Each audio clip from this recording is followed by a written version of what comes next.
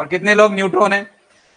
तो देखिएगा, हमारे शरीर के सबसे पहली बात, हेल्थ का डेफिनेशन होता है बेटा कि physically, mentally, spiritually, socially we should be fit.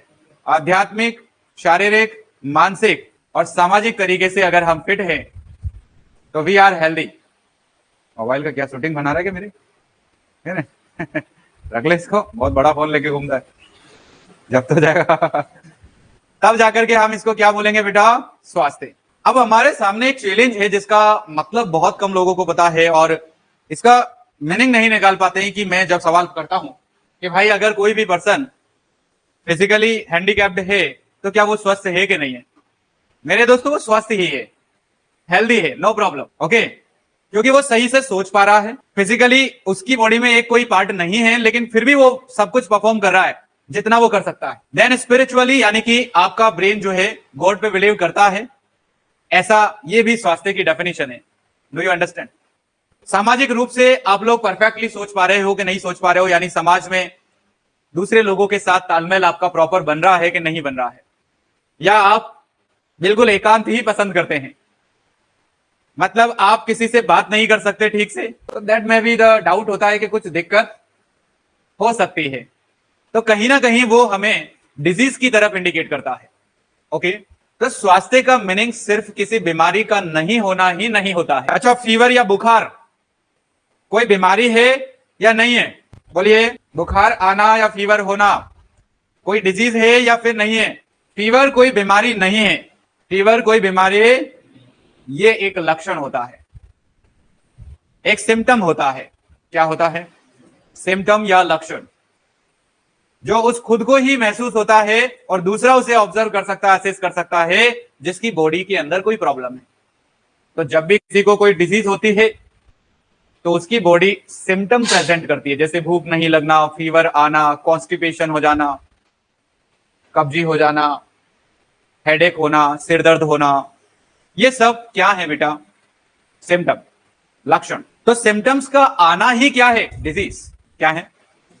तो हमारा जो चैप्टर है वो यही है, हेल्थ एंड डिजीज, यानी कि स्वास्थ्य और बीमारियां। अगर ब्रॉडली हम बात करें मेरे दोस्तों, तो हम डिजीज को दो कैटेगरी में डिवाइड करेंगे। कितनी कैटेगरी में? डिजीज के बारे में सबसे पहले देखिए आप, ये दो शब्दों से मिलकर के बना है, डिस प्लस ईज। ईज का मतलब होता है अच्छा महसूस, मीन्स कंफर्टेबल, और डिस मीन्स किसी भी व्यक्ति की कंफर्ट में disturbance in the comfortness, this is called disease, okay. Dis plus is means someone is not feeling well, someone is not feeling, यानी कि कोई भी पर्सन अगर सही महसूस नहीं कर रहा है, मीन्स दे आर बीमारी। Disease occurs in our body by means of the sign and symptoms. शरीर में से, बॉडी के अंदर से बीमारी का दिखना साइन एंड सिम्टम्स के द्वारा प्रेजेंट किया जाता है। जैसे आप क्लिनिक पे गए और आपने कहा कि डॉक्टर साहब मुझे 2-3 दिन से अच्छा फील नहीं हो रहा है, हल्का सा फीवर आता है, सिर दर्द होता है और भूख भी नहीं लग पा रही है, पढ़ाई में मन भी नहीं लग रहा है, तो आपको दूसरी वाली डिजीज है। ठीक है? तो वो सब क्या है? तो हम जो ब्रॉडली डिजीज का क्लासिफिकेशन करेंगे बच्चों, दो कैटेगरी में करेंगे।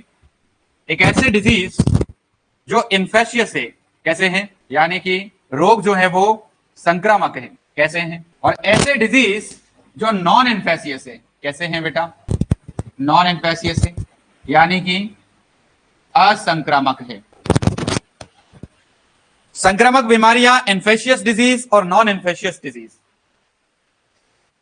ऐसी बीमारियां, ऐसे रोग, ऐसी डिजीज जो सोसाइटी में एक व्यक्ति से दूसरे व्यक्ति में स्प्रेड होती है, फैलती है, चाहे खाना शेयर करने से, पानी शेयर करने से, हाथ मिलाने से, सेक्सुअल इंटरकोर्स से, या कोई भी और क्रिया से जो हम करते हैं, उससे अगर बीमारी एक व्यक्ति से दूसरे व्यक्ति में चली जाए तो वो संक्रामक बीमारी कहलाएगी। अच्छा, इन सब एक्टिविटीज से कौन सी बीमारी जा सकती है? ऑप्शन में से देख के जवाब देना। पहला ऑप्शन मैंने दिया फीवर, दूसरा मैंने कहा कैंसर, तीसरा ऑप्शन कहा ट्यूबरकुलोसिस, ट्यूबरकुलोसिस जानते हो ना, टीबी। चौथा मैंने कहा एड्स। इनमें से कौन कौन सी बीमारियां, एक से ज्यादा ऑप्शन सही है, और एक और लिख देता हूं, हार्ट फेलियर। हाथ मिलाने से उसका दिल फेल है, हार्ट फेल है, उसमें भी चला गया, यस नो, उसका भी फेल हो गया। ऐसा होगा क्या? नहीं होगा। तो ये तो मजाक के लिए लिखा हुआ ऑप्शन था, कंफ्यूज करने के लिए। और ये बहुत भयंकर जाता है, ये तो सबसे खतरनाक है। और कि कैंसर है किसी को, अगर उसके साथ हम घूमेंगे तो क्या दूसरे व्यक्ति को चला जाएगा? नहीं। बुखार नहीं जाएगा, ये तो डिजीज है ही नहीं, वैसे एक सिम्टम है। डिजीज का सबसे अर्लीस्ट और मोस्ट कॉमन फीचर होता है बुखार आना, टेम्परेचर बढ़ना, फीवर आना। हमारे शरीर में जो फीवर आता है, बुखार आता है, तो वो क्या है? Most earliest and most common symptom that indicate the infection.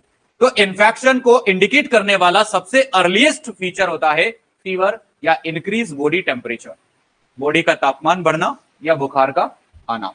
ये इस बात का संकेत होता है कि बॉडी में कोई इंफेक्शन हो रहा है, चाहे यूरिन का इंफेक्शन हो, चाहे स्टोमक का, आमाशय का इंफेक्शन हो, डाइजेस्टिव ट्रैक्ट का कोई इंफेक्शन हो। तो जब जब इंफेक्शन होते हैं तब तब बॉडी किस तरीके से उसको शो करती है? फीवर या बुखार के द्वारा। तो यदि अगर हम कहें दोस्तों आपसे कि ऐसा, इनमें से ऐसा, अब वापस से सुनना बात को, इनमें से ऐसा कौन सा संक्रामक रोग है जिसकी वजह से जान जा सकती है या चली जाती है, जो फटल होता है?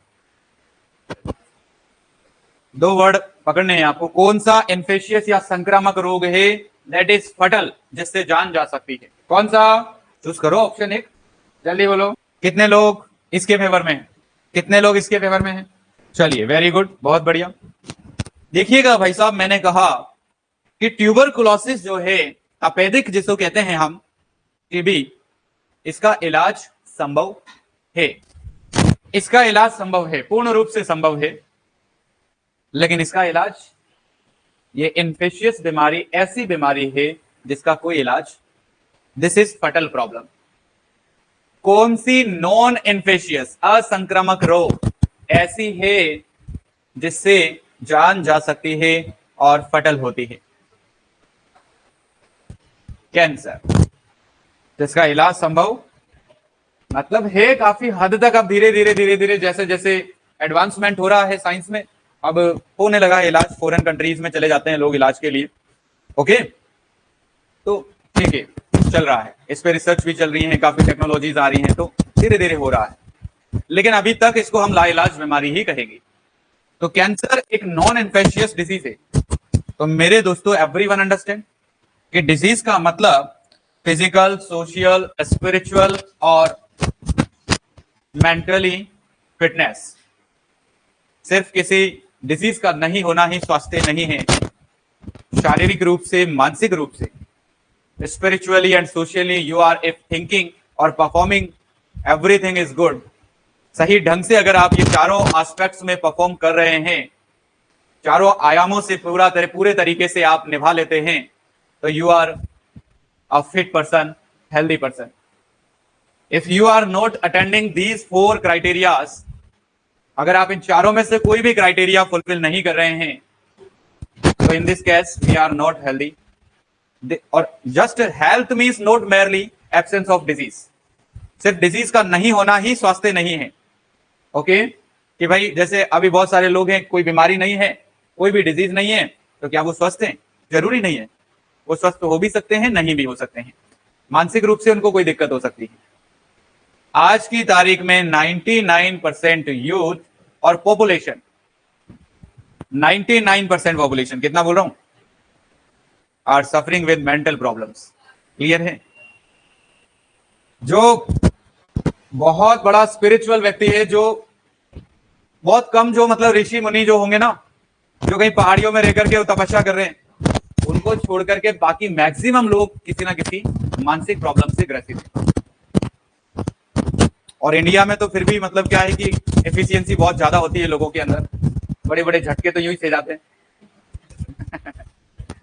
लेकिन फॉरेन कंट्रीज में हल्की सी बात पे ही उनको एडमिट होना पड़ जाता है, हल्की सी बात पे काउंसलिंग की जरूरत पड़ जाती है, मतलब उनका सेल्फ कैपेसिटी काफी कम होता है। जैसे सुनो, हमारा इम्यूनिटी, हमारा एनवायरनमेंट बहुत अलग है पूरे वर्ल्ड से,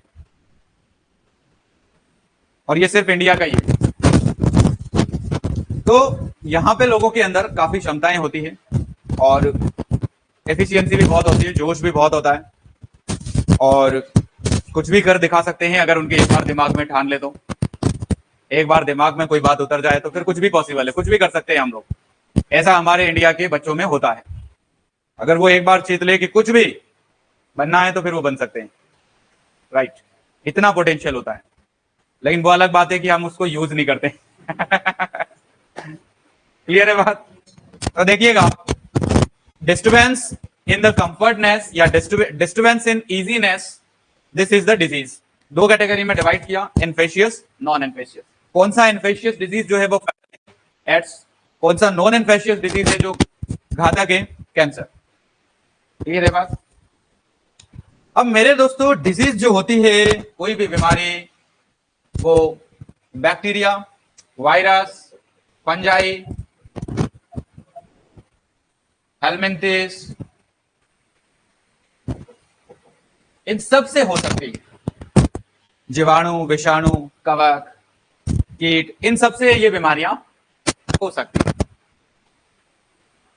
तो ऐसे सूक्ष्म जीव, ऐसे माइक्रो ऑर्गेनिज्म जो बीमारियां पैदा करते हैं, उन्हें क्या कहा जाता है? बीमारियां या रोग पैदा करने वाले कारकों को, सूक्ष्म जीवों को क्या कहा जाता है? बोलिए जरा। रोग पैदा करने वाले ऐसे सूक्ष्म जीवों को पैथोजन कहा जाता है। क्या बोलते हैं? पैथोजन।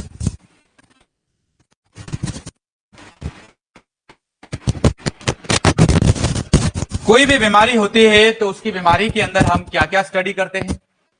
सबसे पहले उस डिजीज की एक होती है बेटा परिभाषा, जिसको हम क्या कहते हैं? डेफिनेशन। दूसरा होता है मेरे दोस्तों उस डिजीज का क्लिनिक इटियोलॉजी। इटियोलॉजी मतलब पॉजिटिव फैक्टर या रिस्क फैक्टर, यानी कि ऐसे कारक जो बीमारी पैदा करते हैं, उन्हें हम कहते हैं इटियोलॉजी। उस डिजीज का थर्ड पार्ट होता है बेटा sign and symptom. Symptom means होता है लक्षण, और साइन का मीन्स होता है ऐसे संकेत। और नंबर 4 हम उसका पढ़ेंगे प्रिवेंशन। क्या पढ़ेंगे बेटा? कि सर बचाव ही सबसे बड़ा उपाय है, वो क्या है? Everyone understand? दोस्तों यहां दो टर्म्स आती हैं, लक्षण और संकेत, साइन और सिम्टम। जब भी कोई मरीज क्लिनिक पे आता है और आकर के बोलता है कि साहब मुझे 2 दिन से भूख नहीं लग रही है, फीवर आ रहा है, नींद भी नहीं आ रही है, फटीक थका थका सा शरीर महसूस कर रहा है, ऐसा ऐसा मुझे हो रहा है। जो पेशेंट आकर के बातें बता रहा है वो साइन है कि सिम्टम है? क्या है वो? लक्षण है कि संकेत है? जो बातें व्यक्ति को खुद महसूस हो रही है, जो खुद बता रहा है, वो कहलाते हैं दोस्तों क्या?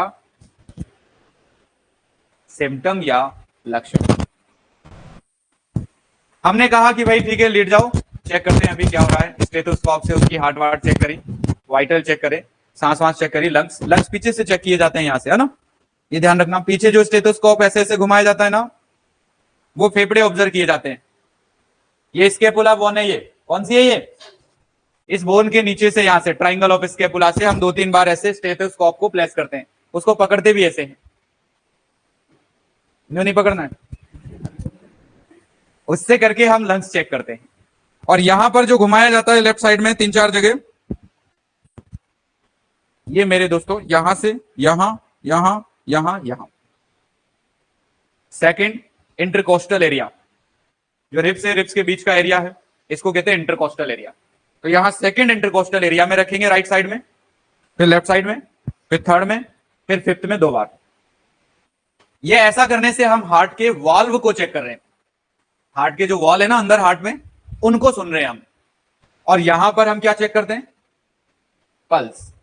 क्या चेक करते हैं? पल्स। धड़कन कितनी आ रही है, पल्स कितनी आ रही है, वो हम यहां से, ये रेडियल आर्टरी होती है। कौन सी आर्टरी है ये? Radial artery. इससे हम चेक करते हैं। ऐसे करके हम क्या महसूस कर रहे हैं? इसका टेम्परेचर। टेम्परेचर ऑरली भी हम चेक कर सकते हैं, और दूसरा तरीका होता है रेक्टम या एक्सिलरी। ओके, तो बच्चों टेम्परेचर भी 2 तरीके से चेक होता है, एक सरफेस का टेम्परेचर और एक हमारे बॉडी के अंदर के डीप ऑर्गन का टेम्परेचर। तो उसको हम कहते हैं कोर टेम्परेचर, और एक होता है सरफेस टेम्परेचर, जो बॉडी की सरफेस पर चेक होता है।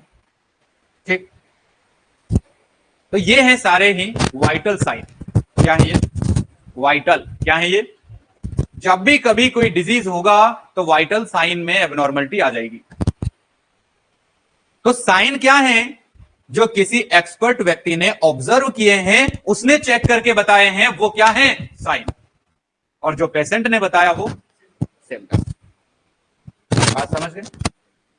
इस तरीके से हम डिजीज के बारे में पढ़ेंगे, 1 बाय 1 करके अलग अलग डिजीज हम पढ़ाएंगे। कुछ कम्युनिकेबल होगी, यानी कि कुछ संक्रामक होगी, कुछ असंक्रामक होगी, दोनों तरह की कुछ डिजीज हम पढ़ाएंगे। सबसे पहले हम कुछ इसके जो बेसिक आज सिखाया है, इसके क्या क्या क्वेश्चन बनते हैं, इस पे हम पहले चर्चा कर लेंगे। Listen carefully. पहले ये साइंटिस्ट आप जानते हैं कि नहीं जानते हैं? एमएस स्वामीनाथन जानते हो? और आपको पता है कि संसद में स्वामीनाथन बिल लाया गया था। स्वामीनाथन बिल, स्वामीनाथन बिल जो था दोस्तों, वो कृषि के लिए था। किसके लिए था? ये किसके लिए था? एग्रीकल्चर के लिए, कृषि के लिए। तो ये साइंटिस्ट ऐसे साइंटिस्ट हैं जिन्होंने किस क्षेत्र में काम किया सबसे ज्यादा? एग्रीकल्चर के क्षेत्र में। तो देखो, अगस्त 1925 में तमिलनाडु के कुंभकोणम में जन्मे कोमांकु स्वामीनाथन, ये इनका नाम है, एमएस स्वामीनाथन। ओके, कोमांकु संबाशिवन स्वामीनाथन। तमिलनाडु के हैं, साउथ के हैं, लग रहे ना? स्कूल ऑफ साइटोजेनेटिक्स और रेडिएशन रिसर्च सेंटर की स्थापना इन्होंने की थी। बासमती चावल जो आज आप खाते हैं, वो भी इन्होंने ही किस्म तैयार की थी।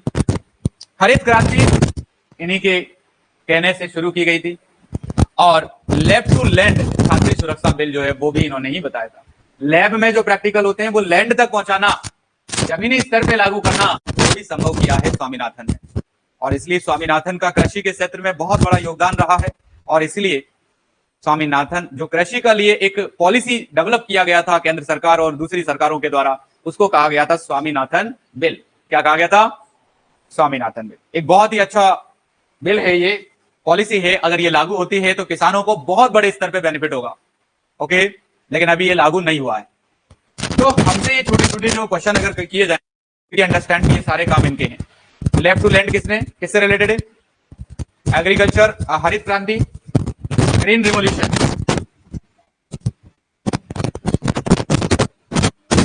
ओके, बासमती चावल, स्कूल ऑफ साइटोजेनेटिक्स और रेडिएशन रिसर्च सेंटर की स्थापना। इनका जन्म कब हुआ था?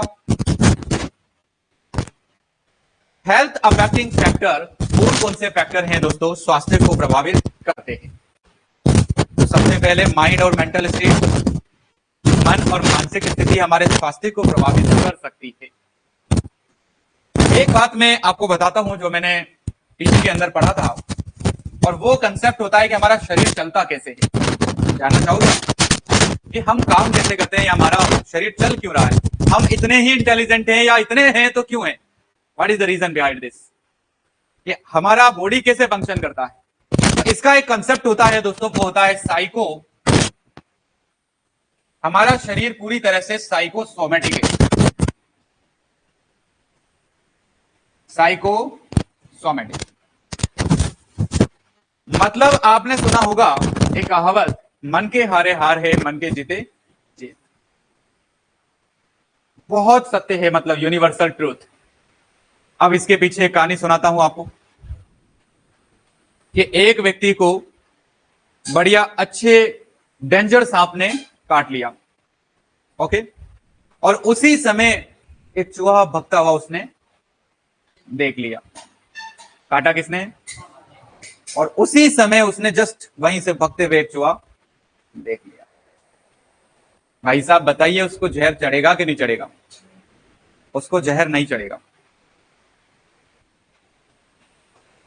और एक व्यक्ति जिसको सच में चूहे ने काटा है और उसी टाइम उसे निकलते हुए क्या देख लिया? सांप।